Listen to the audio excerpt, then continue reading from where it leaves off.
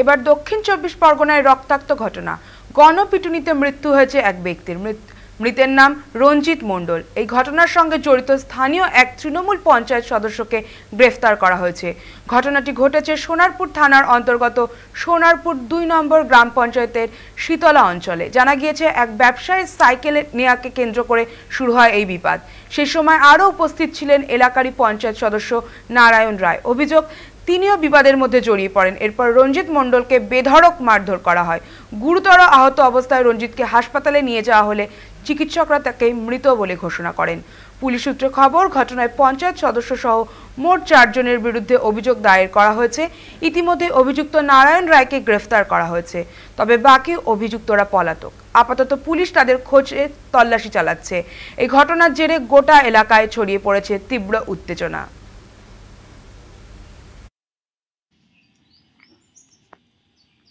কোথায়? আমি তো এসএসকে শুনছিলাম। ওর সাইকেল নিয়ে গিয়েছে, ওর সঙ্গে বাদানুবাদ হয়েছে। এবার সেই সময়ে এখানকার পঞ্চায়েত সদস্য আমার দোকানে এসছে ওই নেসকাফি কিনতে, ও নেসকাফিটাও নিয়েছে।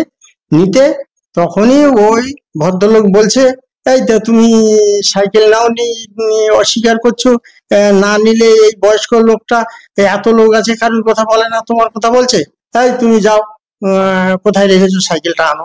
এই কথা বলায় সঙ্গে সঙ্গে ও একদম উত্তেজিত, চড়োয়া, আর সে বিশ্রী ভাষায়, মানে সে ভাষা মুখে আনার মতো নয়, এমন ভাষা বলছে। এইসব দেখে একদম যেন মারামারি হবে, মারামারি করবে এরকম তারে, হ্যাঁ, সে আরো বিশ্রী ভাষায় গালাগালি দিচ্ছে। একটা মারপিটের ঘটনা ঘটেছে।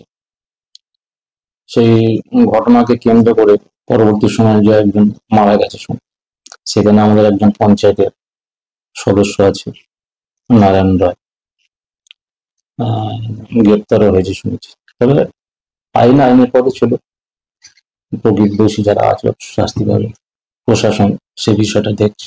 গণপিটুনিতে তৃণমূল কংগ্রেসের জনপ্রতিনিধি জড়িত, এতে আশ্চর্য হওয়ার খুব একটা বিষয় নেই, কিন্তু সোনারপুরের মতো জায়গায় গণপিটুনি, এটাই আশ্চর্য হওয়ার মতো বিষয়।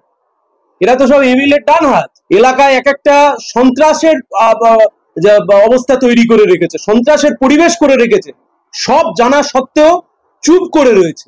একজন এর পেছনে জড়িত নয়, আরো অনেকে জড়িত। পুলিশকে আরো সক্রিয় হতে হবে।